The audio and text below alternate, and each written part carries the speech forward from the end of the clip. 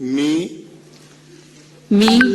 सुनेत्रा अजित पवार गांभीर्यपूर्वक प्रतिज्ञा करते की कायद्याद्वारे स्थापित झाले आहे अशा भारताच्या संविधानाबद्दल मी खरी श्रद्धा व निष्ठा बाळगीन।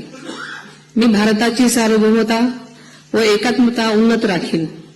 मी महाराष्ट्र राज्याची उपमुख्यमंत्री म्हणून माझी कामे निष्ठापूर्वक व सद्विवेक बुद्धीने पार पाडेन आणि संविधान व कायदा यानुसार सर्व तऱ्हेच्या लोकांना मी गांभीर्यपणे व निपक्षपातीपणे तसेच कोणाच्याही विषयी ममत्वभाव किंवा आकस न बाळगता न्याय वागणूक देईन।